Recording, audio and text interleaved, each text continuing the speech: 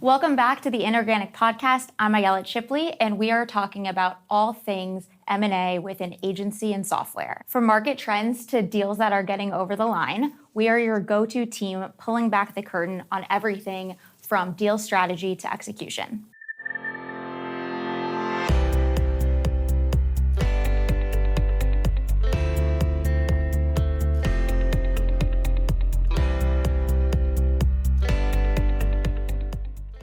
So I am so excited because we have Carrie Kerpen with us. And Carrie, I'm gonna let you explain your background and everything that you are and what you do.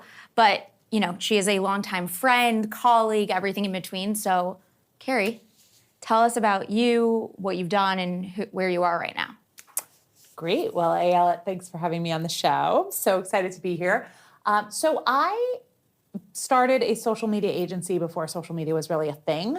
Together with my husband in 2007, we launched Likeable Media, which was one of the first social media agencies, if not the first, one of the definite first five. Because in 2007, really nobody was doing social media at that time. It was brand new. Facebook had just opened beyond the college market. And so we saw that opportunity and just sort of jumped. We had very little agency experience and just sort of fell into it and then grew it over time, sort of fumbled through, learned our ways of running an agency. He left in 2013 to launch a tech business, and I decided that I was going to take that business of Likeable Media and run it through to exit, and started really thinking about exit in mind. I was like, okay, I'm going to figure out how to build this to be able to be sold. Okay. I was really intentional about that, and in 2021, I want to get back to that. We will. Yeah, we will. Because that's an interesting perspective that you were because you didn't start Likeable saying I'm going to grow this as an asset. No. So we started Likeable basically on a fluke. Dave and I had a very unusual and wacky wedding. He wanted everyone he's ever known to come to his wedding, everyone. Not just our friends and people from high school, literally anyone listening to this podcast, he'd be like, hi, do you want to come to our wedding? Really over the top.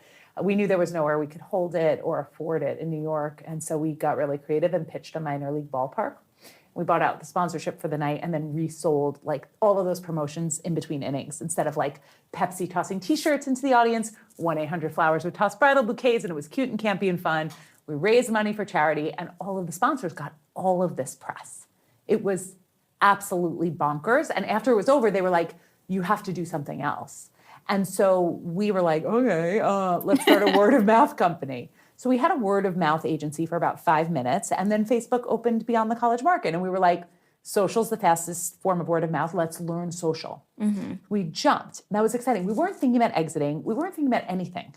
We were just thinking about, oh, wow, we could potentially leave our jobs and make as much money, if not more, and work together and have fun. That is literally what was in our heads at the time.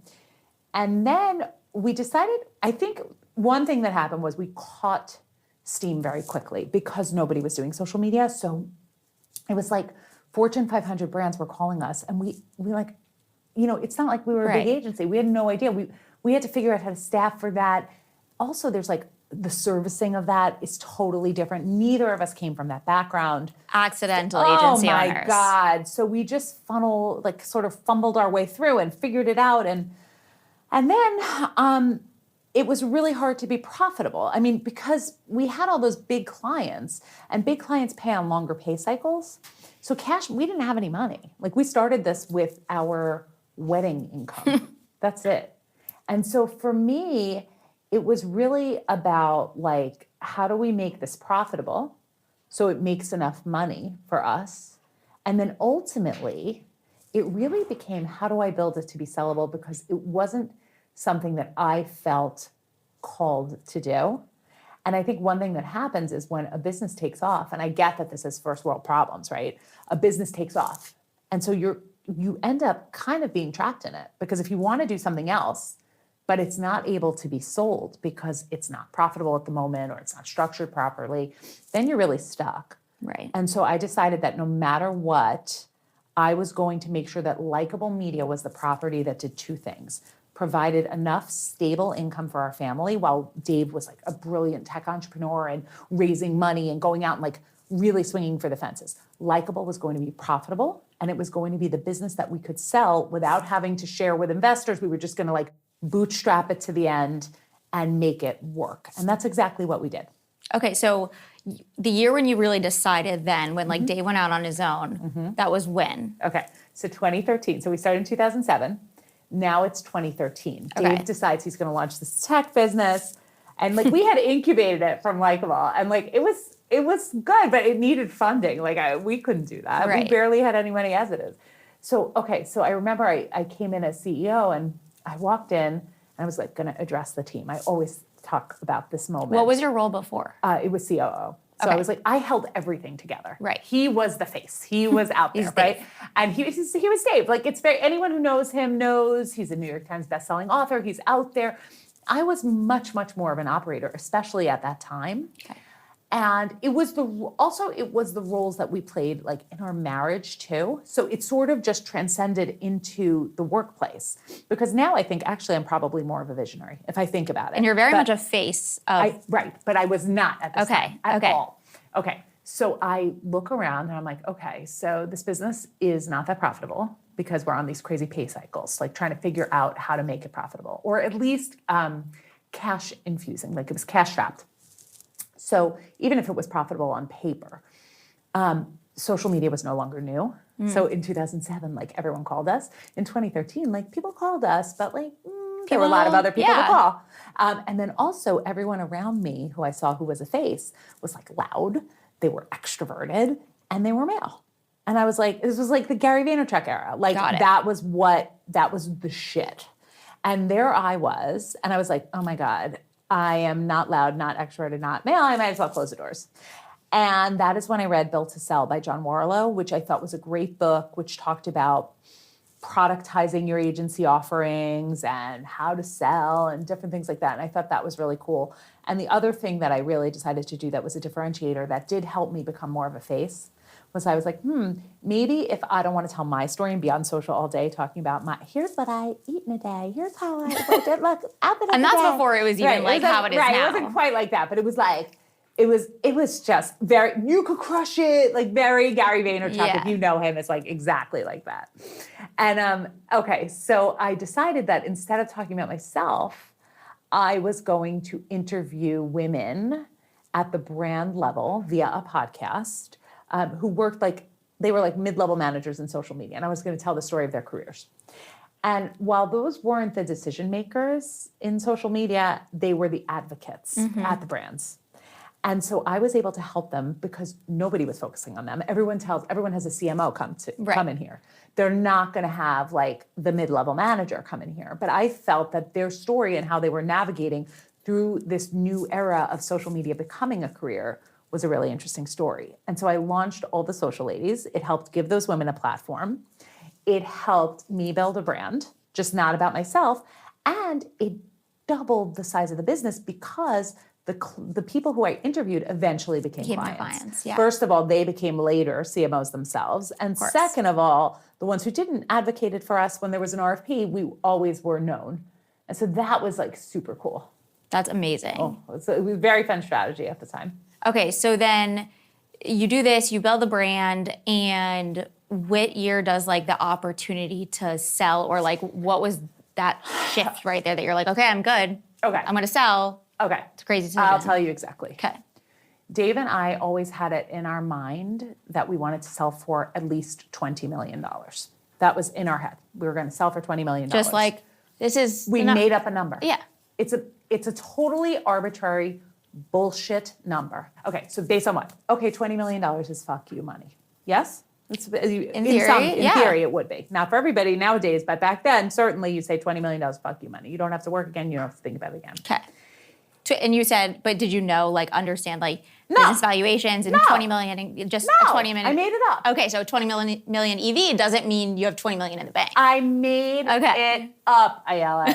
Okay, so now here we are, we're growing. Finally, we start making money. I mean, that's the whole actual point of that story. And by the way, I've never told this story. So really? Yes, I've never told that part. Oh, keep going then. Okay, so $20 million was in our head. We sell for $20 million. Dave made it up, I think. Yeah. I don't think I ever thought about a tax. I don't think I ever thought about legal. I don't think I ever thought about structured. I don't think I ever thought about anything. But we had a number in our head. Because we had that number in our head, I think at one point, we used to get approached a lot when we were growing. We were still very small. Right. And so when we were valued far off from 20 million.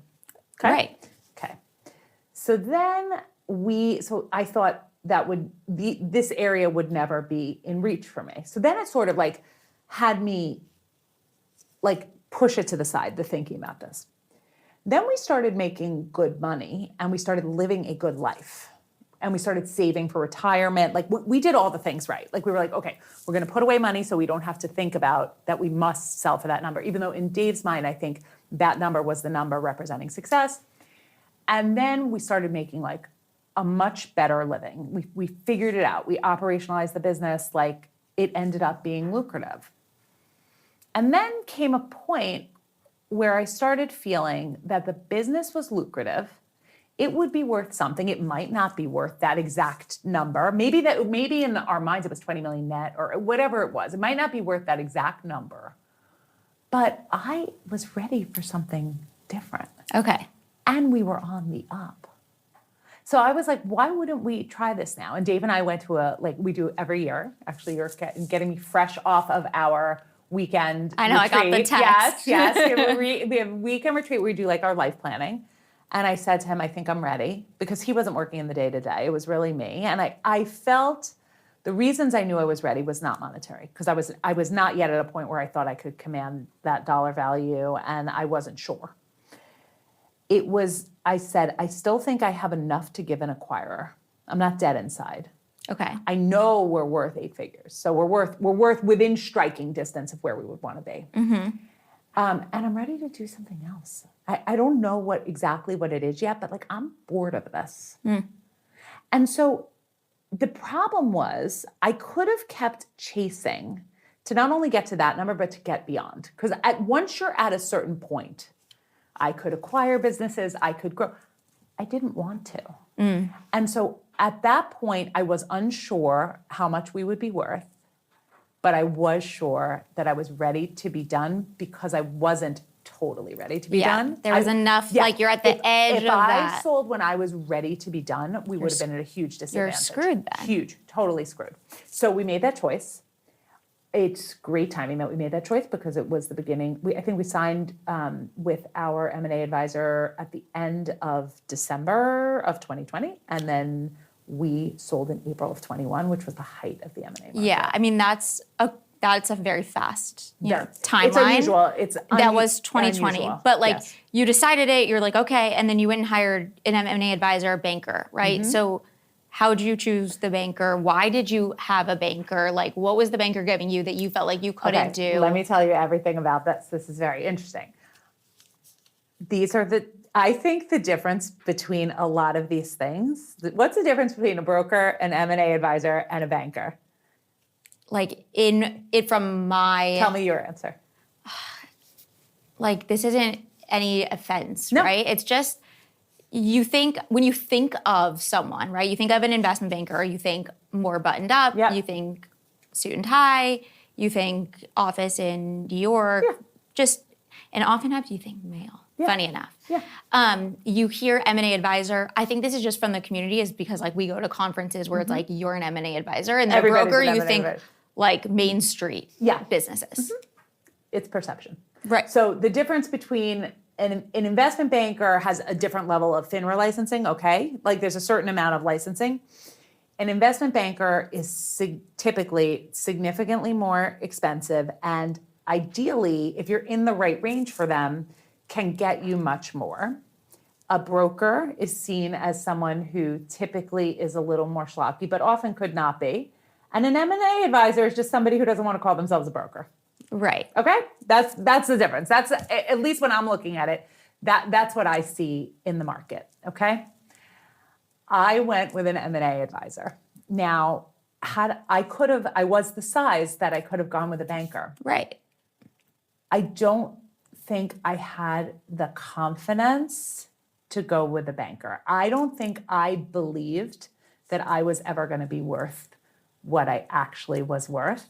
And I met an M&A advisor who was very early in her process of scaling her business that I fell madly in love with, and I felt that she understood me and I understood her, and we spoke the same language, and she worked in the agency space, and I felt that she would give me what I needed, and I ended up signing with her pretty early, and obviously she delivered because we got asking within 4 months. Yeah, which is That being fast. fast. That being said, had I gone with a banker, could I have gotten double? I don't know. I don't know. You never will. Possibly. I'll never know. And Do it I was care? 2020. No. Do I care? No. Do you If not? no. I don't Really? care. Nope. Because if I, you know why? Because if I, it's funny, after I sold, the company, I was still running it for a while, and it did better than when I sold because I had grown it. Right. And we had grown it, and it was great. It was all additive, and I kept thinking, I should have gotten more. I should have waited, but I shouldn't have waited because timing. Timing is everything. Timing is everything, but you can't time it. So it's just, I believe that I have a couple of core beliefs, but one of them is that everything happens as it's supposed to. And the other is that life is seasons. Like there's just seasons, and that season and that chapter for me, I knew instinctively in my body that it was time, and therefore I made the right choice for me. Could I have gotten, For sure. I think, could I have gotten 7 figures more if I waited a year, maybe, to the end of 21? It could have been. It was still there. Yeah. Could I have gotten 7 figures more if I went with an investment banker? Maybe, but I would have paid a lot more too. So like Yeah, it your kind fee of, would have been. I don't know. And Yeah, I it think doesn't. I look at it like, oh my God, how fortunate that I got to build a business with my partner and best friend. I got to learn the art of bootstrapping. I learned how to run an agency that I had no idea how to do. I then sort of ended up fumbling through this like crazy fast sales process with this woman who was building this fast scaling business of her own. And like, it was all a gift. Like and it brought me to my career now. Okay, I need to take a step back for a second because like you, and I've heard you tell this story, but I also know you very well. You say this story like, it's like I manifested and I did the things and whatever. Yeah. You negotiated one of the best earnouts ever. Yeah. And you did it on your own, right? Yeah. Like you didn't. Yeah, that I did. Okay. So explain this part because you claim that like, oh, we just did it. We were this like couple from the Queens and Brooklyn. Like We are from Queens and Brooklyn. You did a very smart But deal. I didn't even know I was doing a smart job. With an earnout, and I feel very strongly about this for anybody, you cannot, if you care about your earnout, which you may not, you may be leaving that money on the table. Like certain people, if you go to private equity and you say, okay, I'm getting this amount up front, I have no idea the rest is a bet. You just say it's the cherry on top. Right, it's a cherry on top. I'm not worrying about it. If your earnout, and for many agencies it is a portion of your deal that you care about, you must make sure that there is accurate reporting and controls in place so that you cannot get screwed in that. So for instance, one of the ways you could do that, and I won't speak specifically about my deal, but I'll give you a couple of examples, is if you are controlling your earnout, if you have an EBITDA target to hit, if they want to measure you based on EBITDA, which is never fun because they say, okay, you run the business, you sell the business, then you're going to run your unit. Right. And you have to hit an EBITDA target. Well, how much do their accountants cost? How much what tech do they use? What are they changing the day? What are they changing? What hiring and firing are they going to require? Do you have control?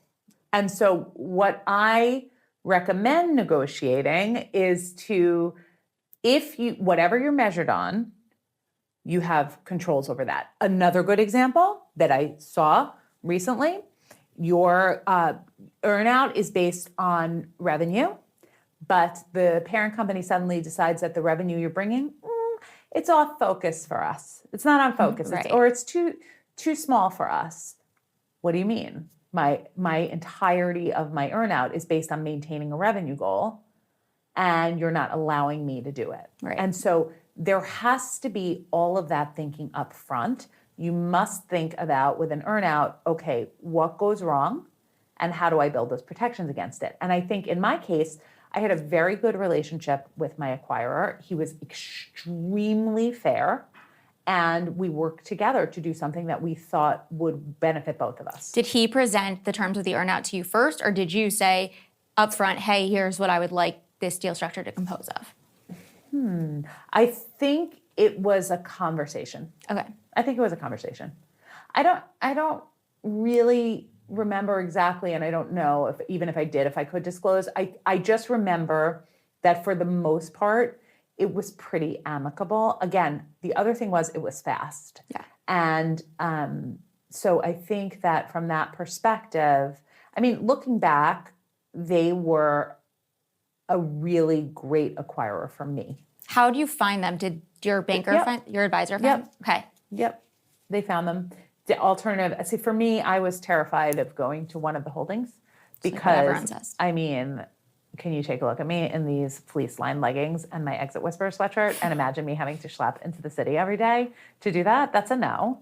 Like, I do not want to even put makeup on my face. Right. Like, I mean, there's you did sell in No. COVID. You couldn't move out of your house I anyways. could have. I could have been like, I'll be home forever, but I wouldn't have been successful with a culture like that. And so that's also one of the reasons I liked my advisor. She brought me alternative buyers.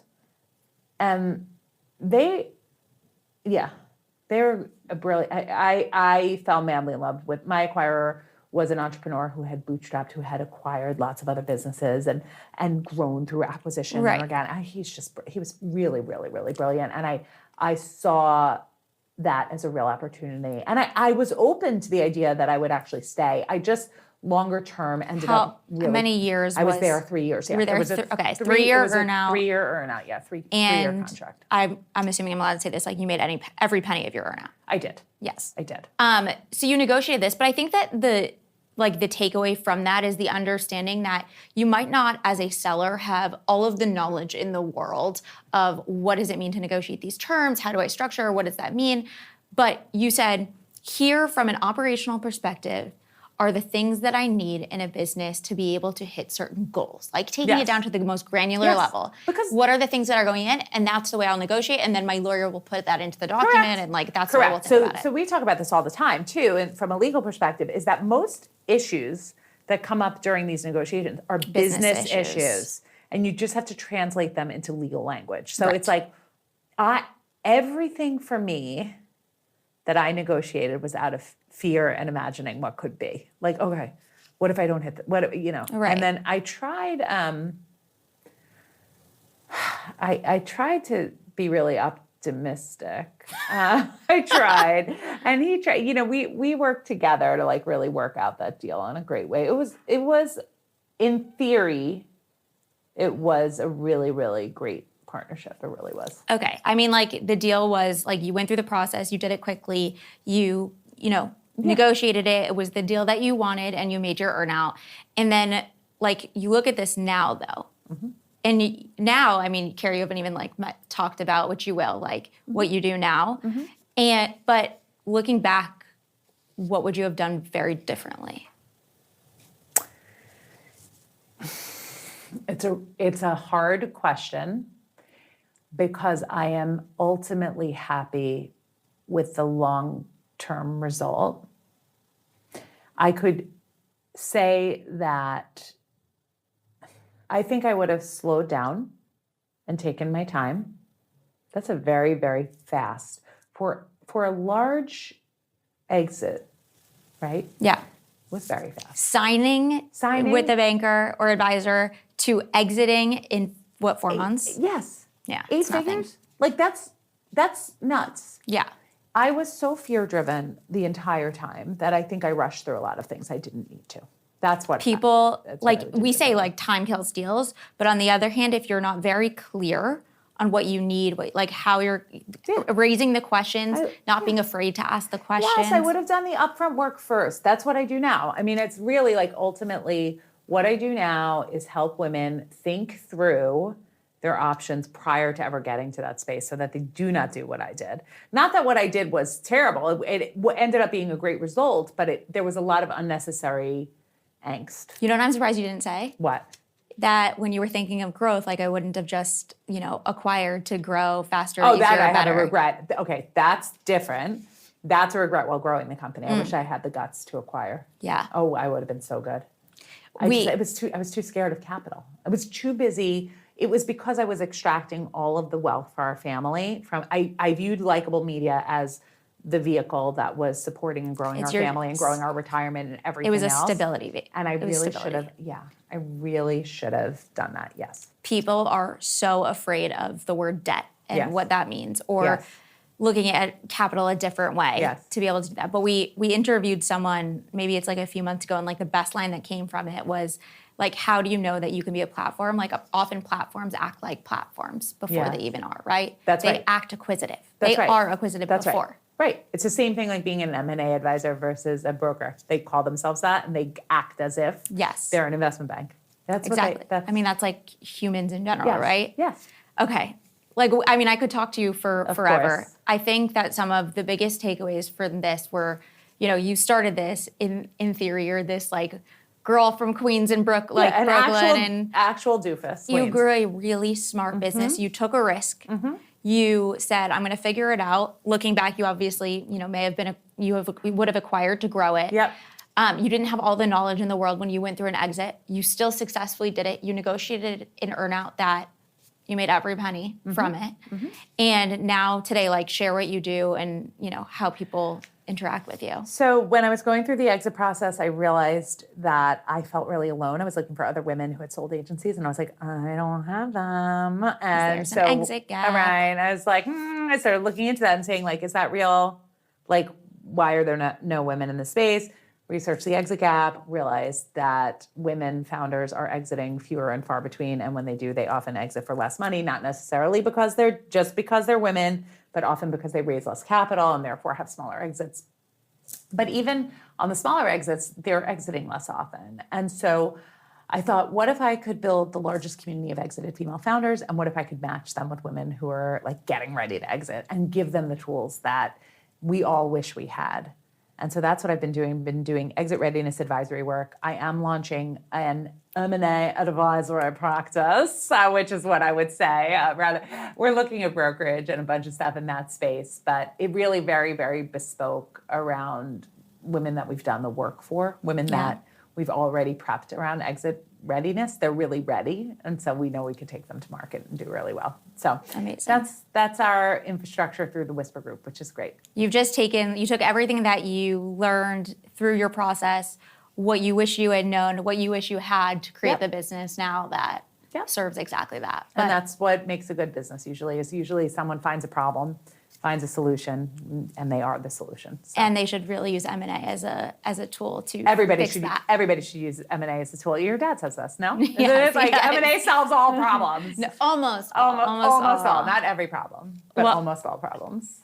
Well, Carrie and I have to go because Carrie is hosting a Women in M&A event and educating. And so I'm speaking at it and Carrie's hosting it. So thank you. Of course. Happy to here. be here. You are a gift and a treasure, and I hope everyone watches this podcast all the time. And if you liked it, don't forget to like it, subscribe, share it on all platforms, and we'll see you next time.